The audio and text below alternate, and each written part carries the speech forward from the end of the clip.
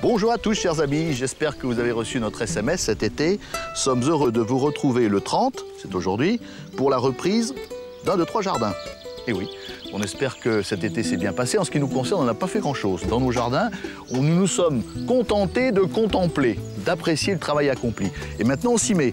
Regardez Valérie, elle enlève déjà les feuilles fanées. Elle va mettre un peu d'engrais sur les pelouses, car il faut le faire. Il faut aussi arroser. Et puis il faut biner pour enlever les mauvaises herbes. Ce sont quelques-unes des actions que l'on entreprend maintenant. Et puis surtout, plantons les bulbes. C'est maintenant qu'il faut le faire. Oui, mais alors attention, hein, pas tous les bulbes. Cette semaine, il faut mettre en place, tout d'abord, le lys de la Madone, les fritillaires impériales, les crocus et les colchiques. Et les colchiques. Ça paraît simple à planter des bulbes, mais cependant, cela obéit à des règles qu'il faut respecter. D'abord, la première, Valérie, le plantoir. Voilà, on va utiliser un plantoir, ce qui permet d'obtenir un trou à fond plat, donc pas de bulles d'air, donc garantie d'une meilleure reprise.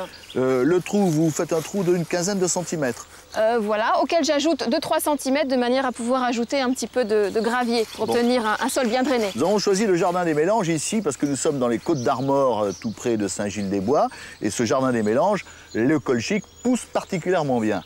Là, vous avez mis donc du sable. Vous mettez le bulbe tête, pointe vers le haut. En général, pour les bulbes, c'est 2 fois la hauteur, hein, mais ici, 15 cm, ça va très bien. Et je rebouche tout simplement, je remets la terre. Oui. Donc une terre bien drainée, donc on peut très bien ajouter des petits gravillons ou de la tourbe si la terre est argileuse. Voilà. Bon, il va falloir quand même repérer maintenant parce qu'on ne sait pas où il est. Alors pour ça, c'est tout simple, donc un petit bâtonnet. Oui.